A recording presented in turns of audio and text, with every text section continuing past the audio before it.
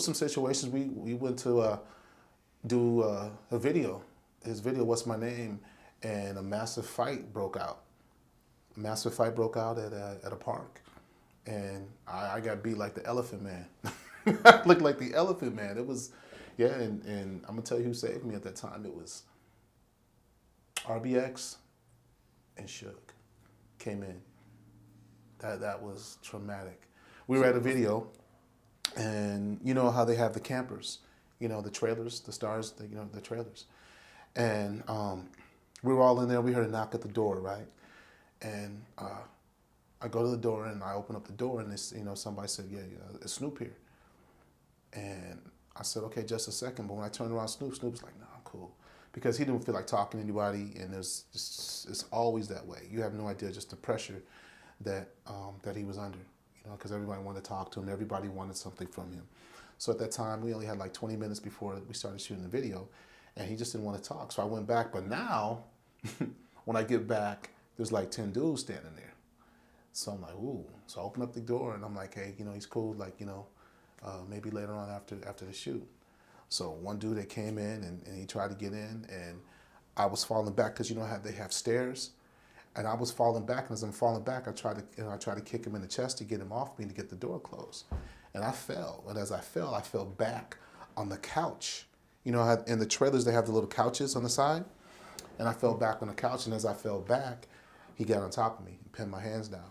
And he was just boom, boom, boom. And next thing I know, I didn't black, and I was trying to get him off me, and he just flew off me. And it was Suge. Suge came in there. And then it was like a karate fest. It was an incredible performance of beatery. And we got out of there at that time. We got out of there. We got Snoop out of there, and we all got out of there. Were these guys like Snoop's enemies, or were they just no? I don't know. It was some random... people. It was random dudes that was at a video. They tried to stop the video from happening, and at that time, all I cared about was making sure that Snoop was out of there. And, so when I fell and I couldn't get to him, he had got out the back door, and as he got out the back door, I got with him, and we got in the car and we got away. And Suge jumped in and saved it, huh? Yeah, he did. Honestly, he did. The other 10 guys didn't try to jump in or anything? Oh, I mean, it was mayhem. I don't know what happened at that point. So I just know that when, when Suge got you off, you was just gone. I remember that when I kicked the one guy in the chest and he fell back, and I'm trying to get back in my balance, and I fall on the couch. Then the dude, he got on top of me. And I remember him hitting me like 2 or 3 times. And then like the third time he hit me, and I swung around and tried to get up. And then as I'm trying to get up at the same time, he's flying off of me. And then as he's flying off of me, it was Suge. And so now people are coming in, but as they're coming in, things are happening as they're coming in. Yeah. Was this your first time? With that type of physical. Yeah, that was the first time, because I've had to be creative and use my hands and some things before to get us out of things, but that was the first time that it was really that in depth. Yeah. Yeah. That's the first time that I guess they really got a chance to see my capabilities and what I do. Well, if you look at the Doggy Style, I mean, What's My Name video, you'll see me. I had glasses on because I had black eyes, because we had got jumped a couple weeks before that. Yeah, in the camper. If you see that video, you'll see me standing there. You'll see me holding the Rottweilers, and I have glasses on.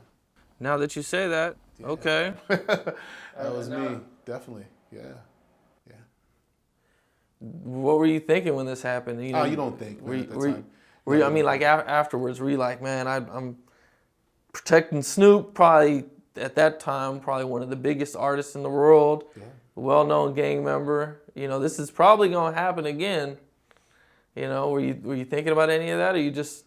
No, man. You don't think about that. I mean, there's no time to think. I'm not trained to think like that. My job is to get him out of there, and that's all I was thinking about. After it was over and the adrenaline is gone and it's de-escalation time, excuse me, you process, and as I'm processing, it's quick. It's always quick, right?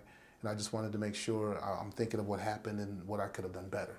How how should I have taken the situation, or what should I have done? That's me every day at that time. You know, I was always thinking of things that I can do better to solidify him, to make sure that he's safe all the time. I don't care if we're going to a restaurant to eat. I don't care if we're going to the studio, an award show, or anything. I always have to make sure that there's a way out. I have to make sure that there's a way in. I have to make sure that he's comfortable. I have to make sure that there's surrounding areas that are free. There's a lot of things that go into moving or transporting or traveling with, you know, somebody to that magnitude. There's a lot that goes with it. It's just not, okay, look, we going to the mall. No, it's not that. And even if he has ideas that he wants to go and he wants to do something, it's my job to process and think, think through it. Sometimes in the beginning, if I didn't feel things were safe, he didn't do it.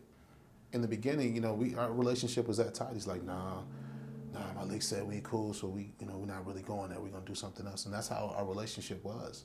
It was that tight. Sounds like he had a lot of trust for you. Sound like you knew your job too. I appreciate that. Yeah. It definitely sounds like you were with it and you were on top of things. Yeah.